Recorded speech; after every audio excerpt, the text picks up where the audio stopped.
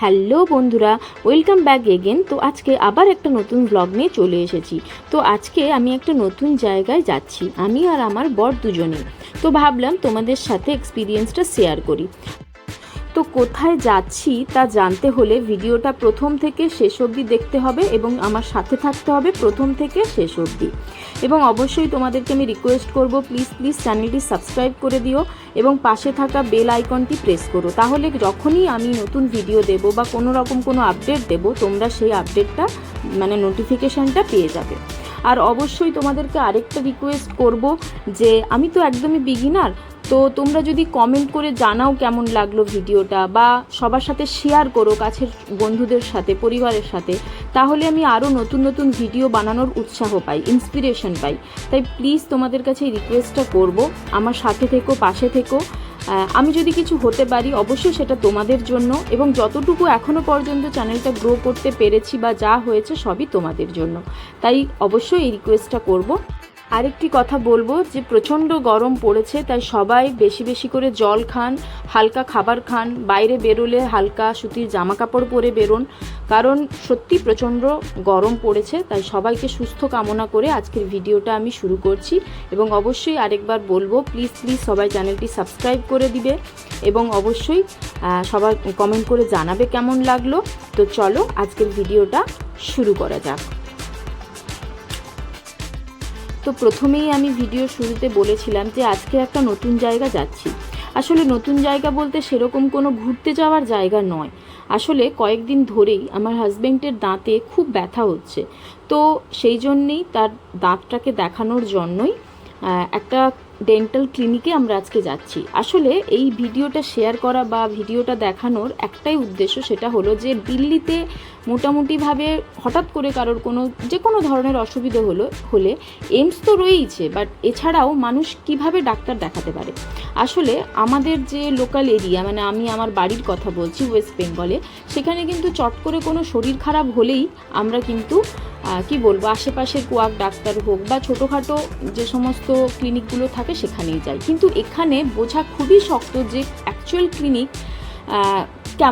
কেমন হয় বা কোথায় কে বেস্ট সেটা জানা খুবই কঠিন। তাই এখানে কিন্তু অনলাইন রিভিউজের ওপর নির্ভর করেই সেই ক্লিনিকগুলো ভিজিট করতে হয়। তো সেরকমই আমরা অনলাইনে দেখেছিলাম একটা খুব ভালো রিভিউ দেওয়া একটা ক্লিনিক, ডেন্টাল রিমঝিম বলে। তো সেখানেই আমরা যাচ্ছি আজকে ডাক্তার দেখাতে ওর দাঁতের।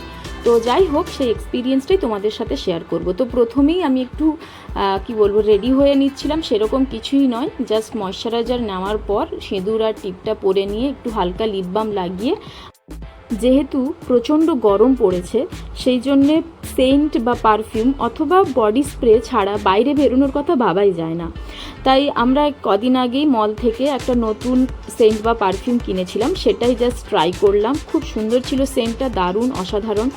তো যাই হোক, আমি রেডি হয়ে গেছি, সেরকম কিছুই না, জাস্ট সিম্পলভাবে রেডি হয়েছিলাম। তো চলো আমরা এই ক্লিনিকের দিকে এগিয়ে যাচ্ছি। তো আমার হাজব্যান্ড আগেই ও রেডি হয়ে নিচে দাঁড়িয়েছিল।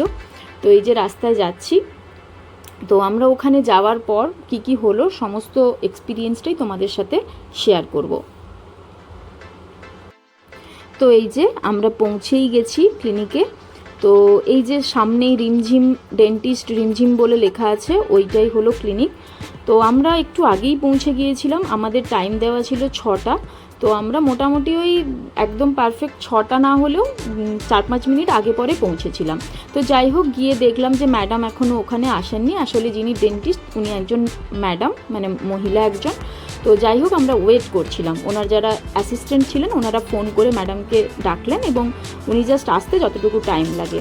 তো তার মধ্যেই আমি বসে ওখানে পুরো যে চেম্বারটা ছিল ওটা পুরো তোমাদের দেখানোর চেষ্টা করছি। দেখো এখানে না খুব সুন্দর লাফিং যে বুদ্ধ হয় ওই মূর্তিগুলো ছিল এখানে, কিন্তু আমি এই জিনিসটা প্রায় বেশিরভাগ এতেই দেখেছি। সেটা ক্লিনিক হতে পারে বা কোনো দোকান হতে পারে, যে লাফিং বুদ্ধের মূর্তি রয়েছে, সেটা যে কোনো দোকানও, এমনি তোমার যে স্টোরগুলো হয়, মেডিকেল স্টোরগুলো হয় সেখানেও। তো তো বাইরেটাও এখানে জানলা দিয়ে আমি দেখাচ্ছিলাম, পুরো কাঁচের সেট ছিল তো তাই পুরোটাই দেখা যাচ্ছিল রাস্তায়, মানে বাইরে যেহেতু ভোটের কিছু দিন আগেই ভিডিওর ক্লিপগুলো নেওয়া, তো তার জন্য প্রচণ্ড জ্যাম ছিল রাস্তায়। আর এই যে এই পুরো যেটাকে এভিলাই বলা হয়, এটা আমি অনেক জায়গায় দেখেছি, তো জাস্ট দেখলাম, সেটাই তোমাদের সাথে শেয়ার করলাম। আর আমার ঘড়িটা যেটা আমি তোমাদেরকে স্মার্ট ওয়াচ, ওটার একটা গল্প আছে, সেটা আমি তোমাদের পরে একদিন শেয়ার করব। আর এই যে ম্যাডাম চলে এসেছেন, তো আমার হাজব্যান্ড ভেতরে গেল, তো আমি জাস্ট বসে কি আর করবো, এই ভিডিওগুলোই করছিলাম।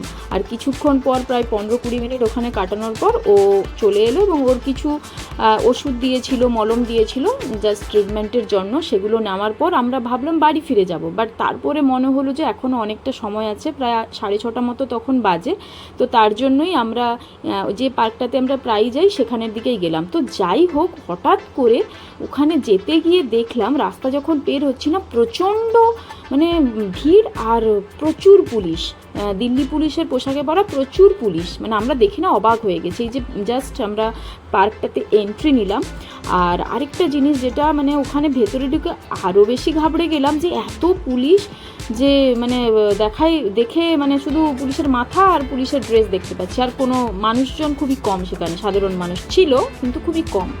তো ভেতরে একটু ঢোকার পর বুঝলাম যে যেহেতু মানে 25শে মে ওখানে ভোট ছিল, তো তার কারণেই কিছু একটা মিটিং বা কোনো কিছু ইনস্ট্রাকশনের জন্য ওখানে মিটিং চলছে। আর জায়গাটা তো প্রচণ্ড বড়, তার কারণেই ওখানে যিনি মনে হয় পুলিশের সবথেকে উঁচু পদস্থ মানে অফিসার ছিলেন, উনি ওখানে ভাষণ দিচ্ছিলেন, স্পিচ দিচ্ছিলেন, আর সমস্ত পুলিশরা ওটা শুনছিলেন। তো যাই হোক, সেটা শ্যুট আমরা নিচ্ছিলাম এবং তারপর ওনাদের মানে মিটিং কমপ্লিট হয়ে যায় এবং জায়গাটা পুরো কিছুক্ষণের মধ্যেই খালি হয়ে যায়। তো যাই হোক, বিকেলের দিকের এই সময়টা এই পার্কে সত্যি খুব ভালো লাগে। 8 থেকে 80 সমস্ত ধরনের মানুষকে এখানে একসাথে দেখা যায়।